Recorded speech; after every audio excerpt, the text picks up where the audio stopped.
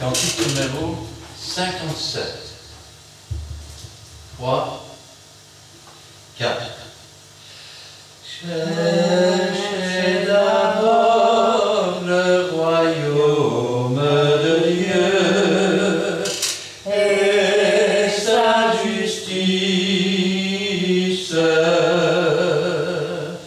et toutes choses vous seront données en plus. Alléluia, Alléluia.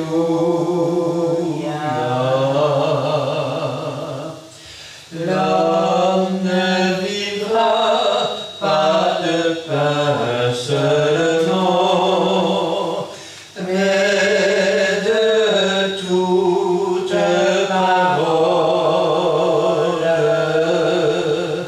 qui sortira de la bouche de Dieu. Alléluia, Alléluia. Amen. Amen. On va continuer avec le cantique numéro 124. Le petit cœur 124.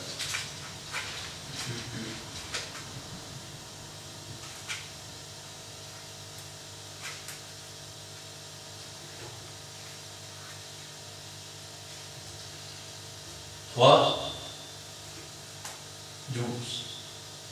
Je suis heureux car Jésus m'a sauvé. Dans son amour, il m'a tout pardonné. Voilà pourquoi je me mets à chanter. Je suis heureux car Jésus m'a sauvé. Amen. Amen. Et enfin le 533.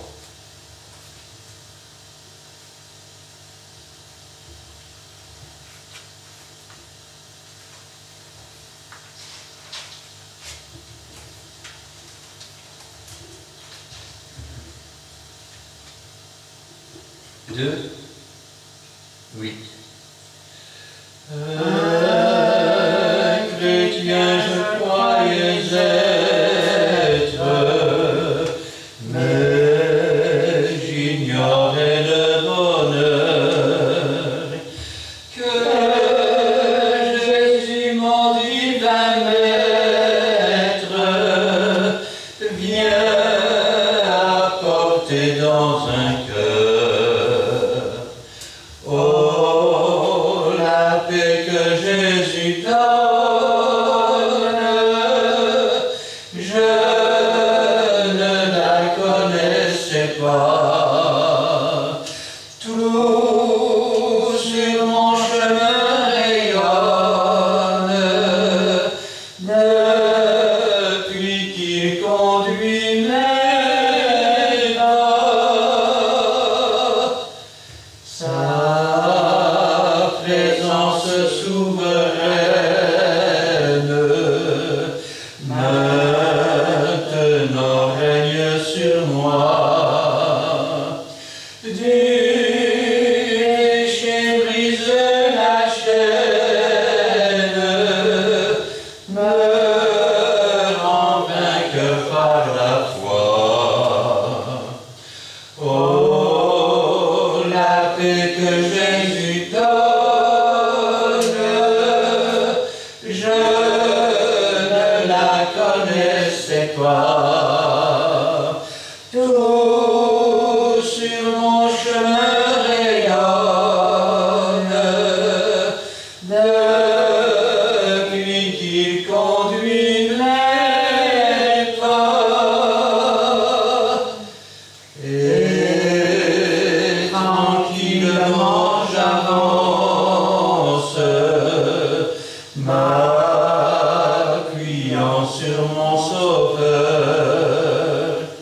Son adorable présence me donne le vrai bonheur. Oh,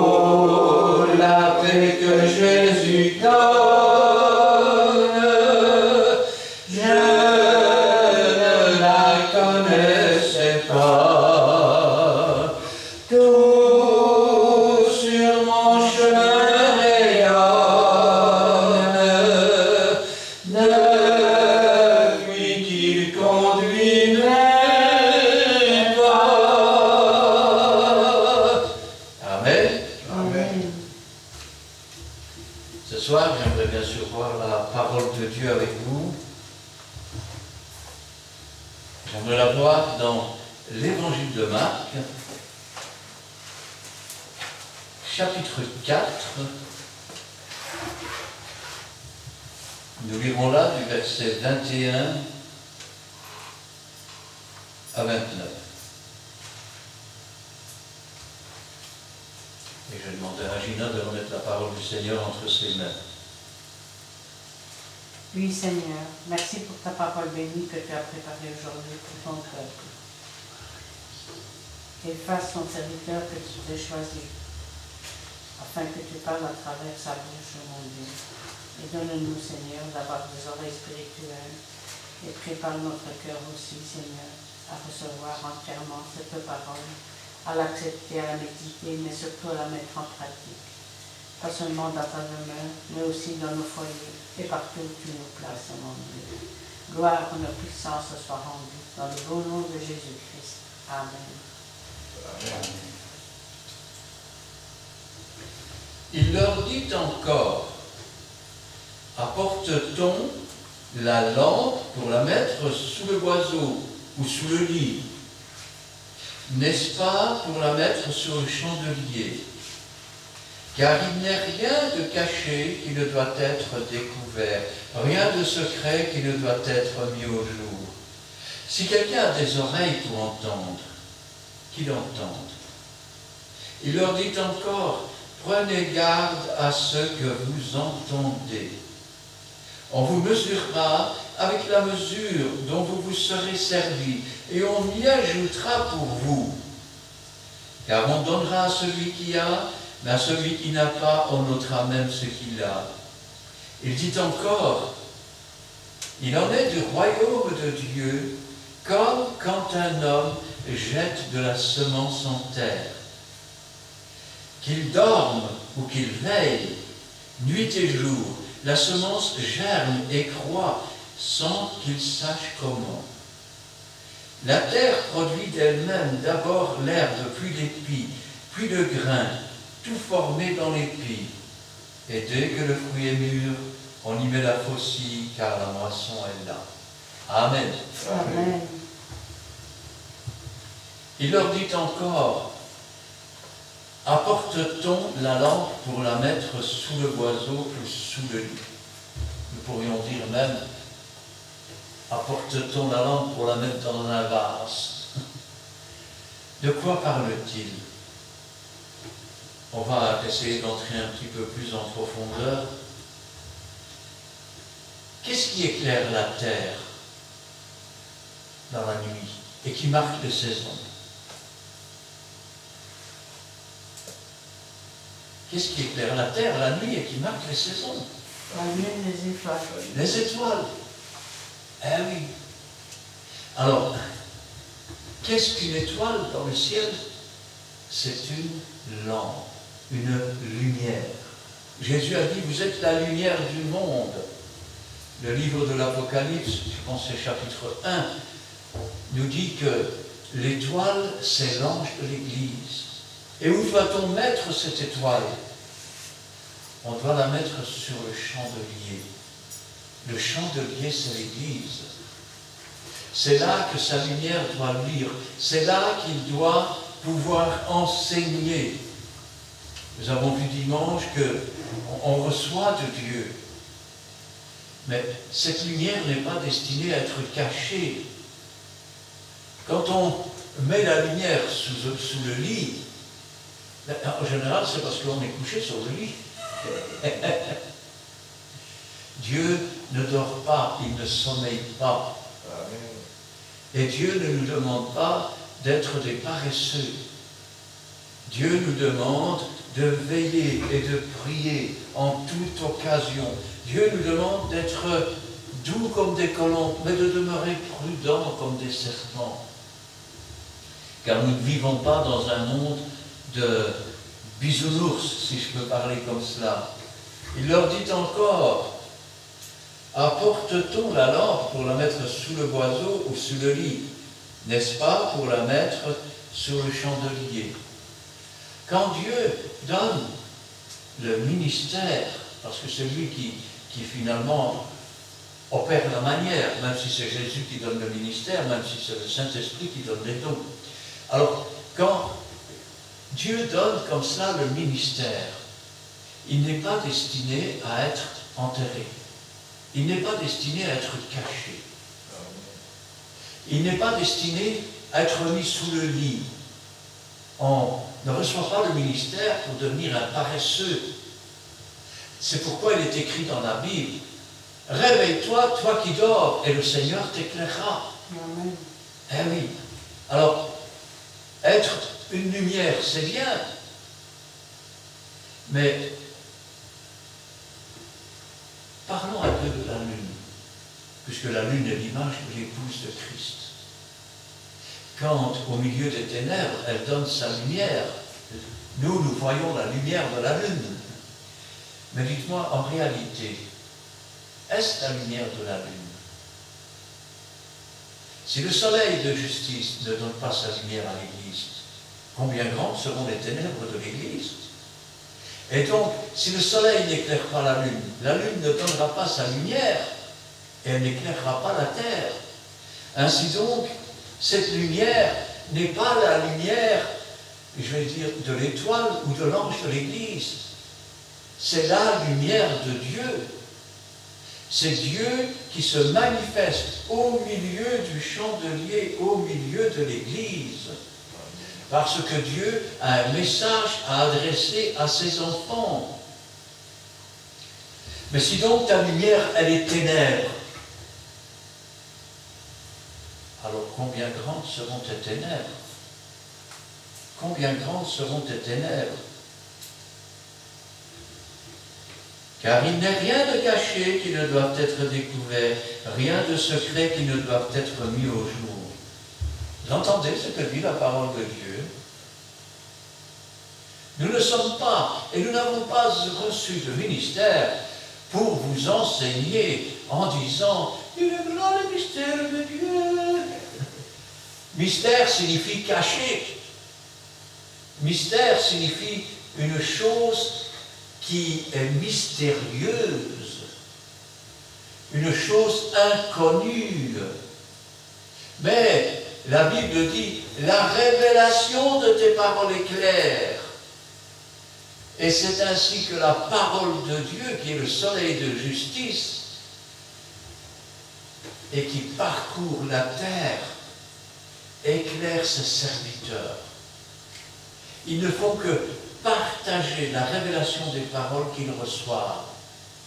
Ils ne font que refléter la lumière que Dieu met sur eux. Tu entends, pasteur, descends de ton piédestal, descends de ton orgueil, car quel que soit le ministère que l'on occupe, nous sommes tous frères. Et Dieu élève les humbles, Dieu abaisse les orgueilleux, car il n'est rien de caché qui ne doit être découvert. Rappelez-vous ce que Dieu dit à Abraham lorsqu'il s'apprête à détruire Sodome et Gomorrhe. Abraham était l'ami de Dieu. Pourtant, regardez, dimanche, on a pris l'histoire de Moïse pour faire comprendre que quand on s'écrase quelque part devant l'ennemi ou qu'on écoute ses propres voix, on perd du temps. Abraham était en Mésopotamie quand Dieu lui a dit « Quitte ta maison, quitte ta famille, et pas dans le pays que je te montrerai. » Et pourtant, si vous lisez le discours d'Étienne en Acte 7, Abraham quitta son pays avec toute sa famille. Il alla s'installer à Charan. Et de là, ce n'est qu'après la mort de son père qu'il répondit au deuxième appel. Et même là encore, il a commis une erreur puisqu'il a pris son neveu Lot avec.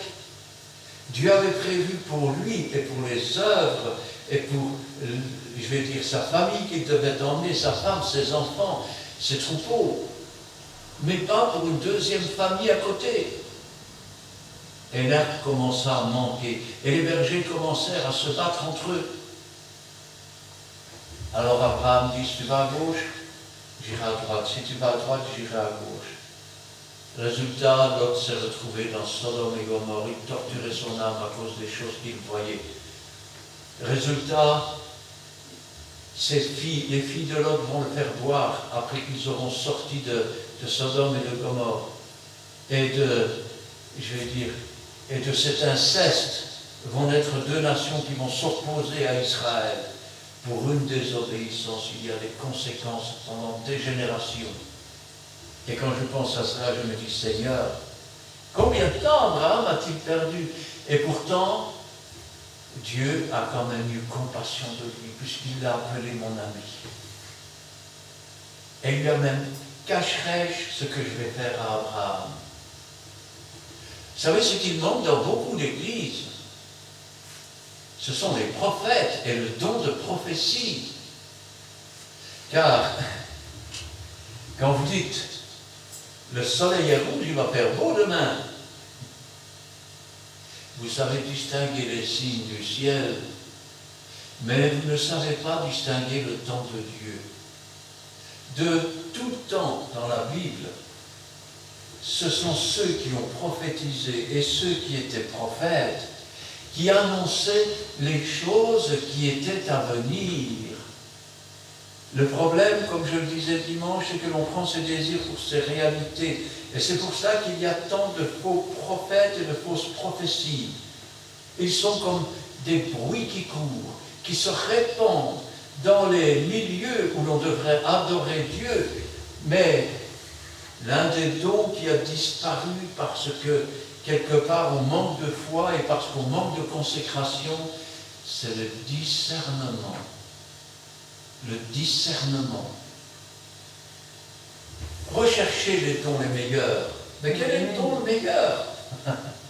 C'est celui que Dieu a préparé pour toi. N'essaye pas de rechercher après un don particulier parce que tu as envie de celui-là. Renonce à toi-même. Soumets-toi devant Dieu et dis, voilà Seigneur, je suis ouvert. Je suis comme un livre devant toi, tout est nu et découvert. Maintenant Seigneur, fais ton œuvre. Maintenant Seigneur, que tes promesses s'accomplissent en moi et que ta volonté soit faite. Rappelez-vous la prière sacerdotale, que ton règne vienne. Règne dans mon cœur, dans ma vie, Seigneur, et fais de moi ce que tu veux. Amen. Et comme ça, on va avoir des serviteurs et on va avoir des servants qui n'ouvriront pas la bouche pour essayer d'exprimer leurs pensées, pour essayer d'exprimer leurs désirs, pour essayer d'exprimer des bruits qui courent. Mais ils ouvriront la bouche et un autre soufflera dedans. Ils seront comme des trompettes et ils sonneront. Et la musique qui sera jouée sera celle de Dieu. Le rouage, le vent soufflera dans l'église, convaincra de péché, de justice, de jugement. Celui qui est opprimé sera délivré, car les esprits diront l'un à l'autre, il fait trop chaud ici, on s'en va. Et les âmes se réjouiront dans le Seigneur, car Dieu a des projets de paix et non de malheur.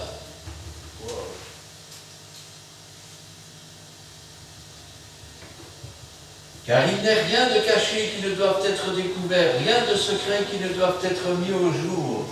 Dans la véritable Église de Dieu, les injustes ne résistent pas dans la maison des justes.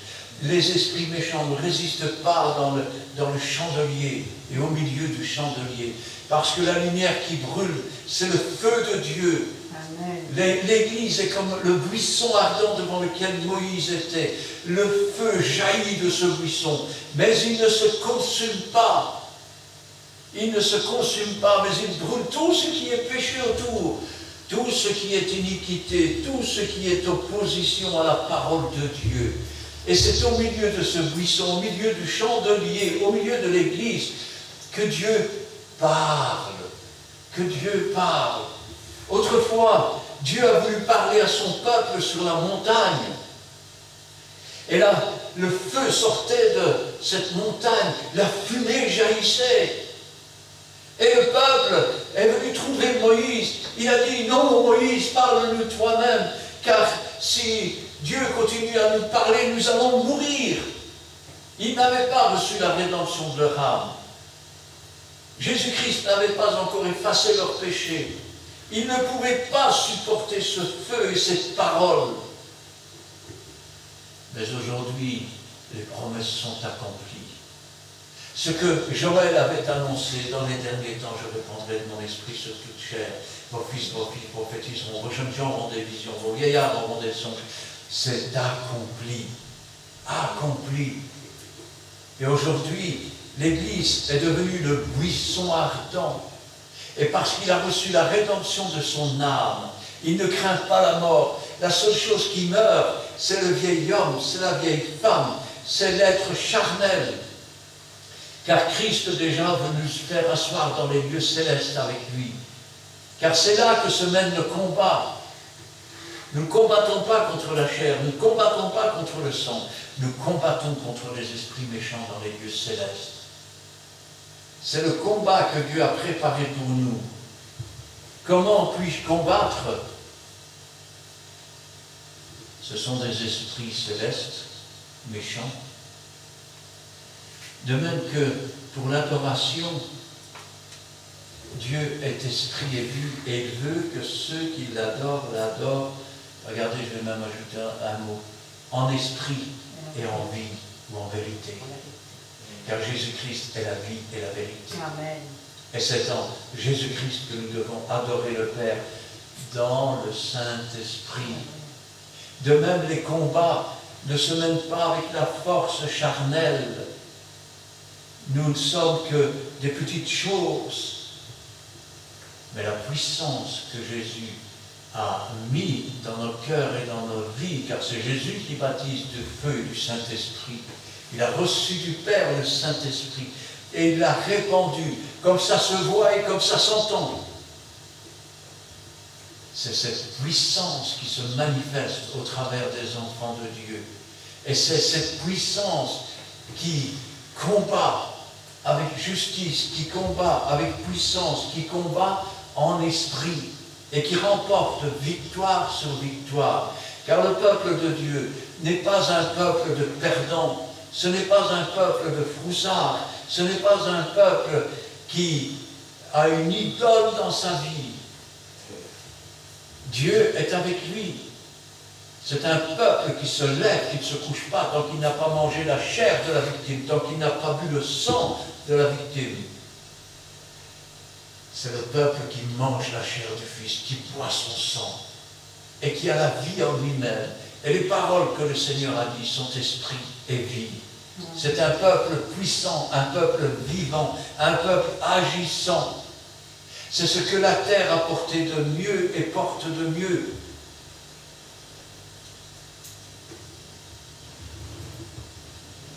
Ainsi donc, il n'est rien de caché qui ne doit être découvert, rien de secret qui ne doit être mis au jour.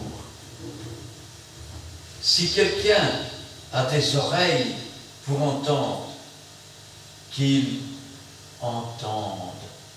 On n'aurait même plus prolongé la phrase et la relier à ceux du livre de l'Apocalypse ou du livre de la Révélation, car c'est la révélation de tes paroles qui éclaire. Si quelqu'un a des oreilles pour entendre, qu'il entende ce que l'Esprit dit à l'Église. Il leur dit encore, prenez garde à ce que vous entendez.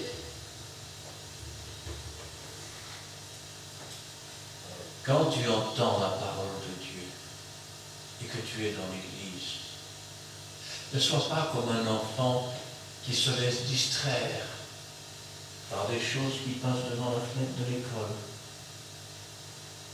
par un bruit autour de toi, mais sois attentif. Prends garde à ce que Dieu dit. Parce que pour n'avoir pas pris garde à ce que Dieu disait, combien sont descendus dans le séjour des morts où il y a des pleurs et des grincements de dents. Dans chaque réunion, dans chaque révélation des paroles de Dieu, lorsque l'étoile se trouve, ou le serviteur se trouve sur la tour, et qu'il sonne dans la trompette, non pas qu'il sonne par lui-même, parce que même s'il sonne dans la trompette, c'est un autre qui joue la musique. Si tu ne prends pas garde, tu ne te lèveras pas quand l'ennemi sera annoncé. Et tu mourras, et ton sang retombera sur toi. Il leur dit encore, prenez garde à ce que vous entendez. On vous mesurera avec la mesure dont vous vous serez servi. Prends garde à ce que tu entends. Parce que, rappelle-toi que les accusations ne peuvent se faire que sur 2 ou 3 témoins. Ne sois pas comme ces hommes qui regardent la poutre qu'il y a dans l'œil du voisin, la paille qu'il y a dans l'œil du voisin, et ne voient déjà pas la poutre qui est dans le leur. N'oublie jamais que quand tu es une étoile, tu dois luire, mais une lumière véritable. Il n'y a pas de ténèbres dans la lumière. Quand la lumière est allumée, les ténèbres se dissolvent. Ils n'existent plus. Ne laisse pas les ombres venir flirter avec ta lumière. Ne te laisse pas influencer par des hommes ou des femmes charnelles qui viennent faire courir des bruits sur l'un et sur l'autre, car n'oublie pas que tu seras jugé selon les propres jugements que tu as portés. Et on y ajoutera une mesure. Je vais le dire autrement. S'ils ont traité le maître de Belzébul, sache qu'ils te traiteront pareil aussi. Ils te traiteront de la même manière. Et ils en rajouteront une couche s'ils le peuvent encore. Et on y ajoutera pour vous. Regardez ce qui est marqué dans Matthieu chapitre 10 et le verset 25. Il suffit aux disciples d'être traités comme son maître et aux serviteurs comme son Seigneur. S'ils ont appelé le maître de la maison Belzébul, à combien plus forte raison appelleront-ils ainsi les gens de sa maison? Si tu n'as aucun problème dans ta vie, aucune persécution, si tout va très bien dans le meilleur des mondes, commence à te poser des questions. Commence à te poser des questions, car le monde n'aime que ce qui lui appartient. Heureux serez-vous lorsque vous serez persécutés, lorsqu'on vous outragera, lorsqu'on dira faussement toutes sortes de choses à cause de mon nom. C'est ainsi qu'on a traité les prophètes qui étaient avant vous. C'est comme ça qu'on les a traités. Et de tous les siècles et de tous les temps. Car on donnera à celui qui a, mais à celui qui n'a pas, on ôtera même ce qu'il a. On donnera à celui qui a. J'ai parlé de la manière dont on pouvait, après que l'on ait reçu un don, acquérir plusieurs dons. Mais regardons un petit peu ce qui nous est marqué dans Thessaloniciens, chapitre 5 et le verset 9. Car Dieu ne nous a pas destinés à la colère, mais à l'acquisition du salut par notre Seigneur Jésus. Ainsi donc, petit instant que je retrouve mon passage. Ainsi donc, voilà. Car on donnera à celui qui a. Moi je pense à cela, je me dis, Seigneur, on donnera à celui qui a. As-tu Jésus dans ton cœur? Je ne te parle pas de la religion. Je ne te parle pas d'aller à l'église à chaque réunion. Je ne te parle pas de prier avec les autres. Parce que cela, dans toutes les religions, vous allez voir chez les musulmans, ils font bien tout ça. Vous allez voir chez les bouddhistes, ils font bien tout ça. Vous allez voir chez les Krishna, ils font bien tout ça. Vous allez voir dans les églises, je vais dire catholiques, ils font bien tout ça aussi. Non, non, je te demande, as-tu Jésus? Et si tu ne l'as pas, alors cherchez, et vous trouverez. Frappe, Seigneur, je veux savoir. Frappez et l'on vous ouvrira.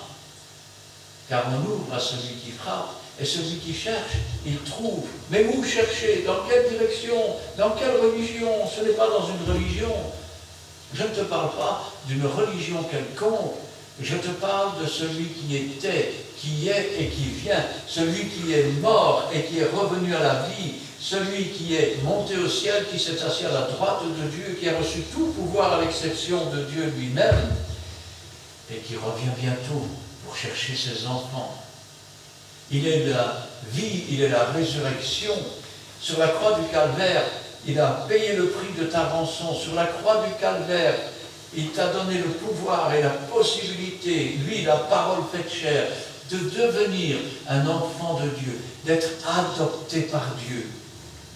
Il t'a donné le pouvoir et la possibilité d'être réconcilié avec Dieu et de pouvoir te préparer pour un jour pouvoir rentrer à la maison. Tu te souviens de ce paradis dont nos premiers parents, Adam et Ève, ont été éjectés comme des malpropres parce qu'ils s'étaient mal conduits.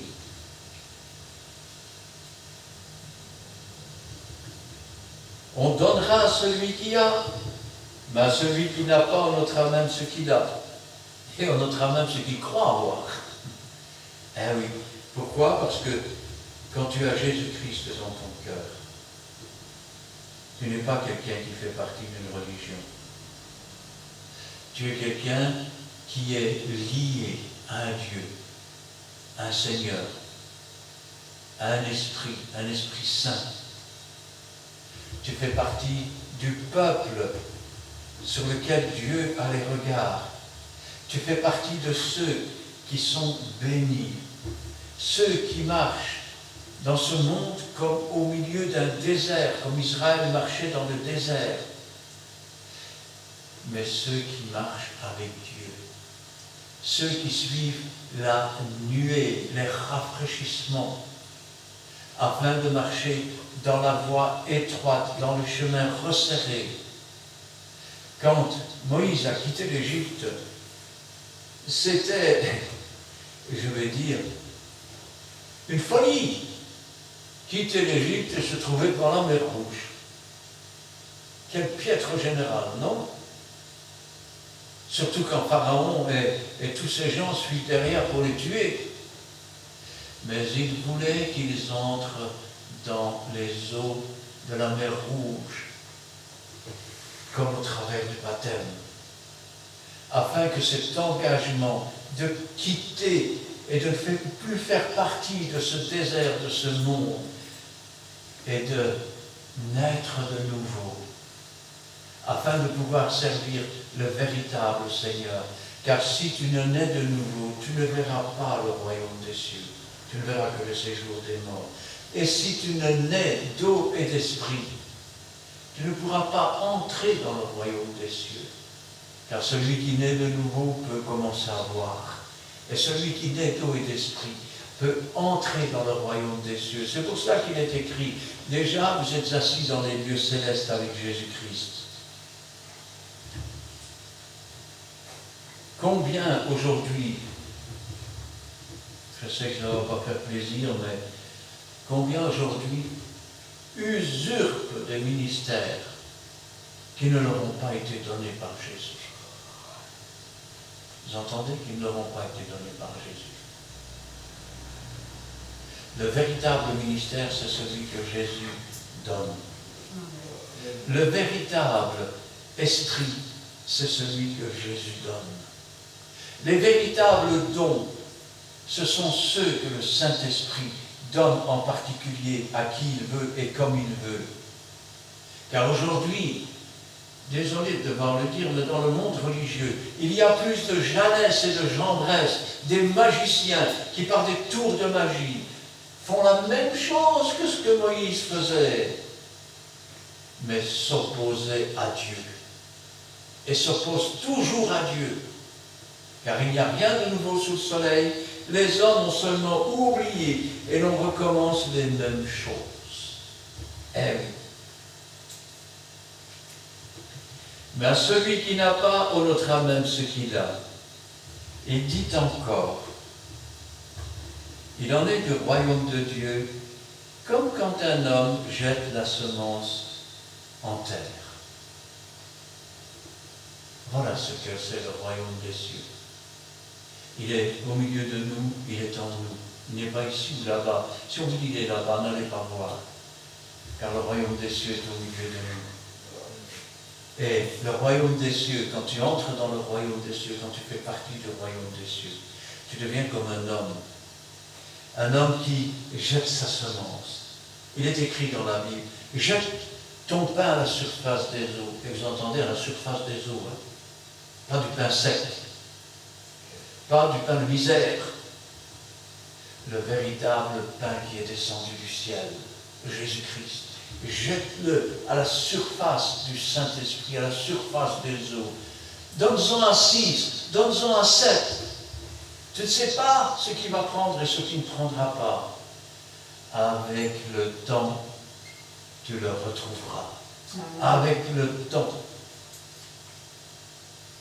Il dit encore, il en est du royaume de Dieu, comme quand un homme jette sa semence en terre. Qu'il dorme ou qu'il veille, nuit et jour, la semence germe et croît sans qu'il sache comment. L'un sème, l'autre arrose.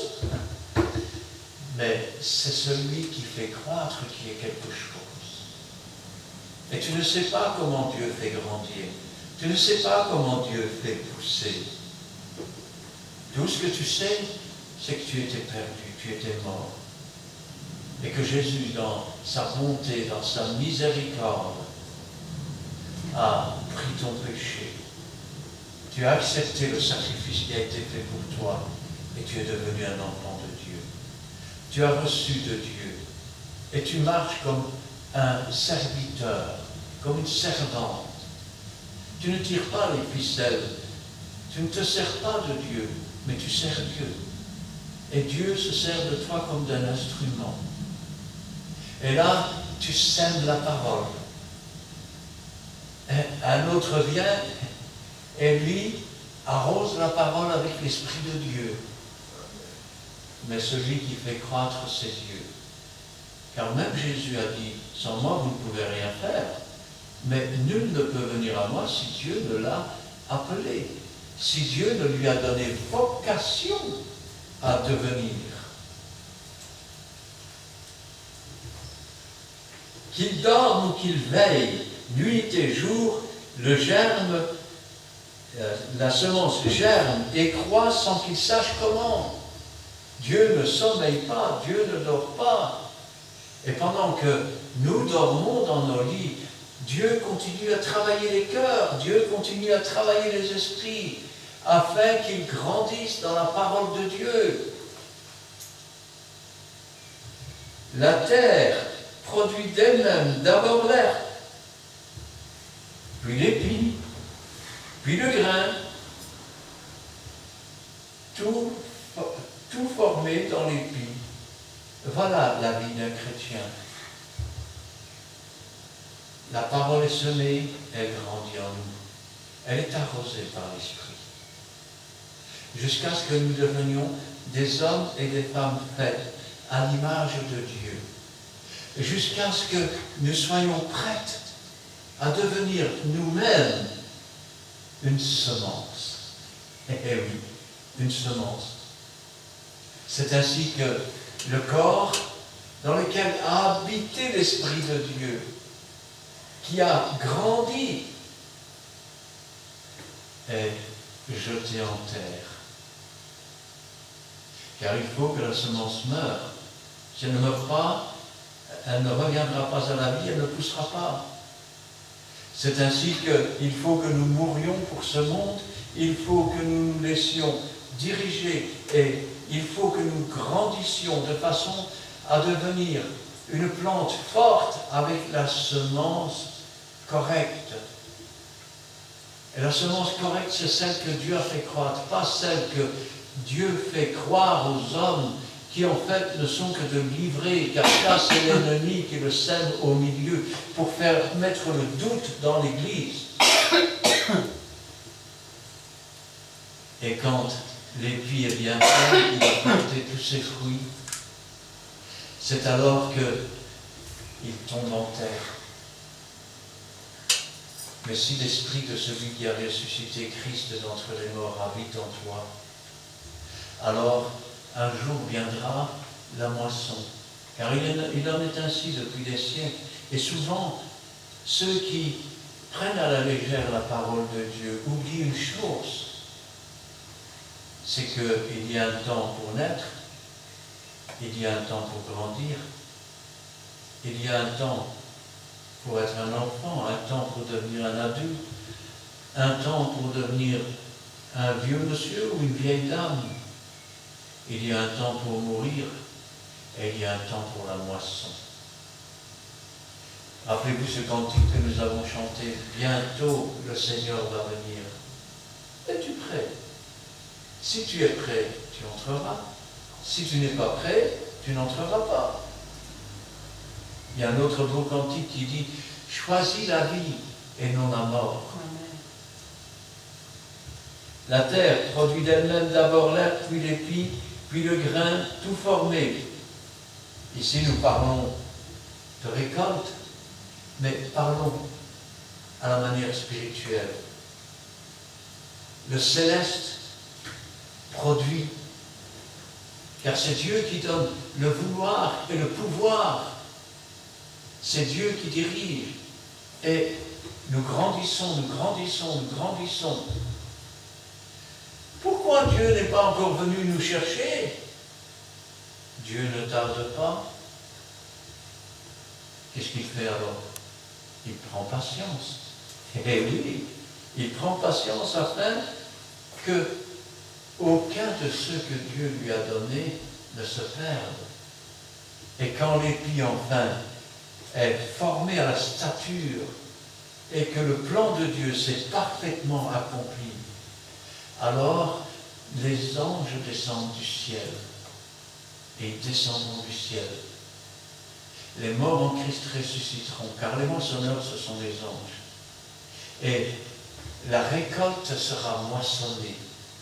Et tout le blé, on parle de blé, mais si on peut parler d'enfants de Dieu, seront rentrés dans la maison de Dieu, où nous serons pour toujours avec le Seigneur Jésus. Amen. Amen. Amen.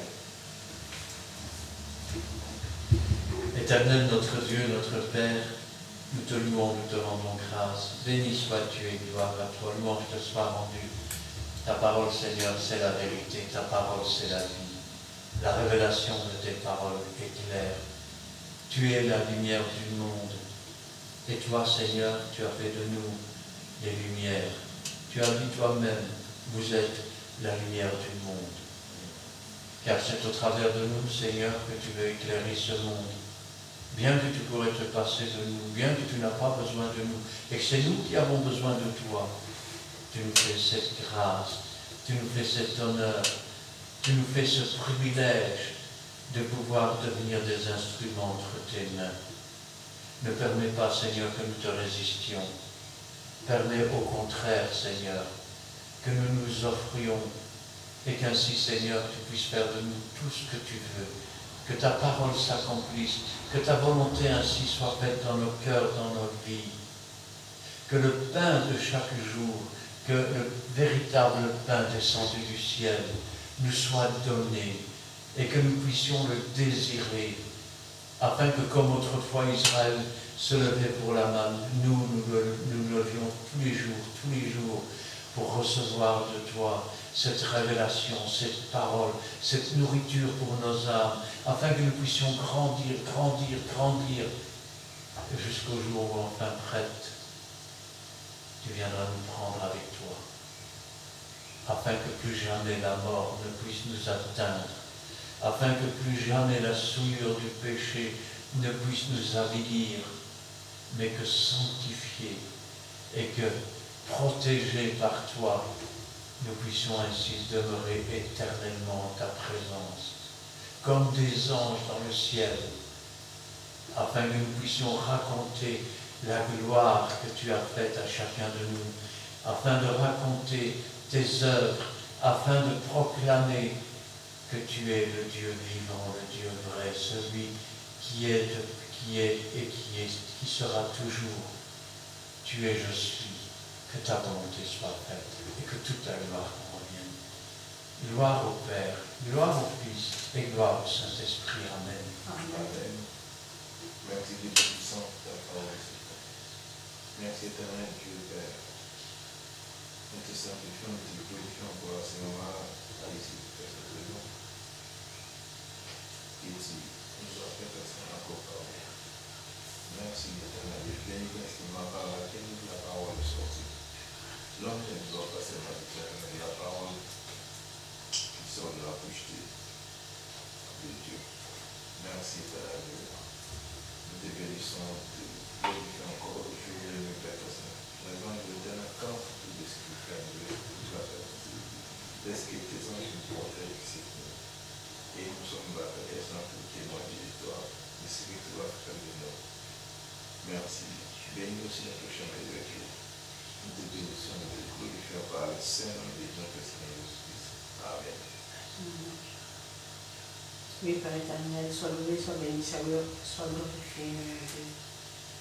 Merci car encore ce soir, tu as parlé à ton peuple, à travers ta sainte parole qui est vraie, à travers ce récit qui nous relate cette parabole du royaume des cieux.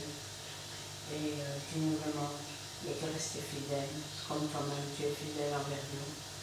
Car c'est vrai, tu es mort et tu es ressuscité, mais tu vis dans notre cœur, mon Dieu.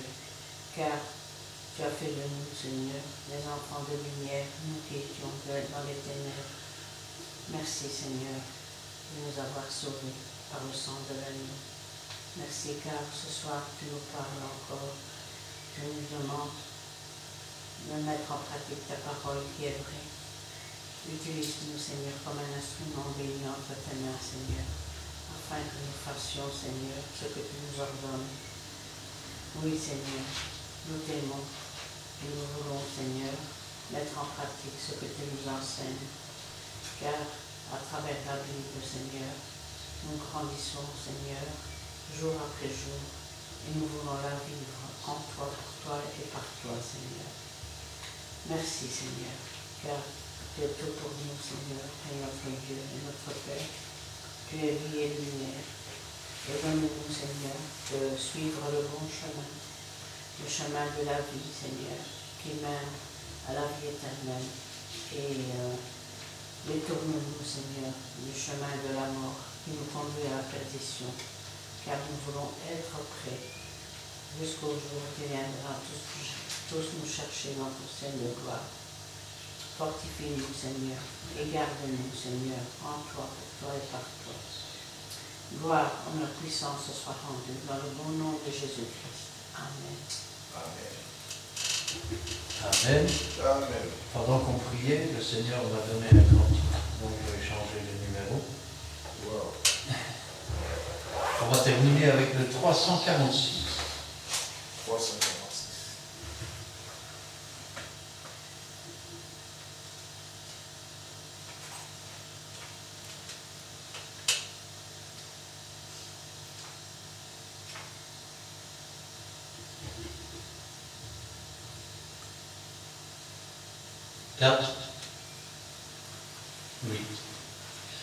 Dieu Tout-Puissant, quand mon cœur considère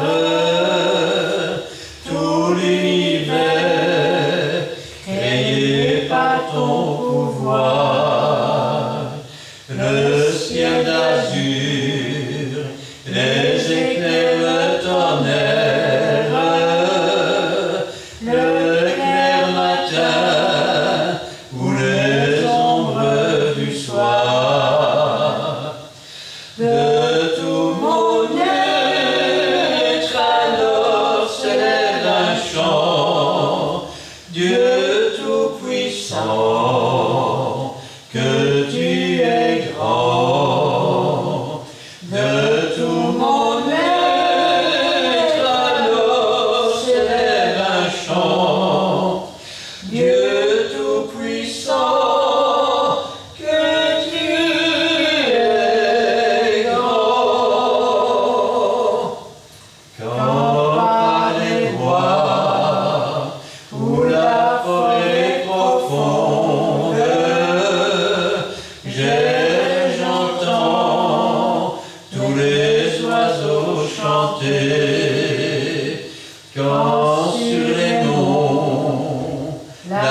source avec son onde, livre aux zéphyrs son chant doux et léger.